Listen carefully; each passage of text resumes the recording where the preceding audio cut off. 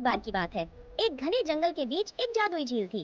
कहा जाता था कि जो कोई भी इस झील के किनारे जाकर सच्चे दिल से अपनी सबसे बड़ी इच्छा मांगता, उसे उसका भविष्य का साथी या जीवन का कोई गहरा रहस्य दिखाई देगा। एक दिन तीन दोस्त राधा, नीला और अवी इस रहस्यमयी झील के बारे में सुनकर वहां पहुंचे। झील के चारों ओर चहकते पक्षी और चमकते फूल वातावरण को और भी रहस्यमय बना रहे थे। राधा ने सबसे पहले झील के पानी में अपना हाथ डाला।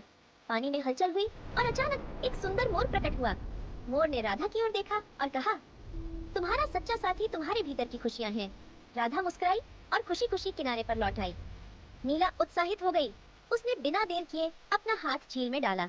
पानी चमका और उसमें एक सफेद हिरण दिखाई दिया। हिरण ने कहा, तुम्हारी ताकत तुम्हारी हिम्मत में है, आगे बढ़ो और डर को भूल जाओ। नीला गर्व से मुस्कुराई। अब अभी की बारी थी। वह थोड़ी हिचकिचाई, लेकिन दोस्तों की हिम्मत देखकर उसने भी अपना हाथ पानी में डाल दिया। अचानक झील के पानी में भयंकर हलचल हुई। पानी में एक विशालकाय मगरमच्छ दिखाई दिया।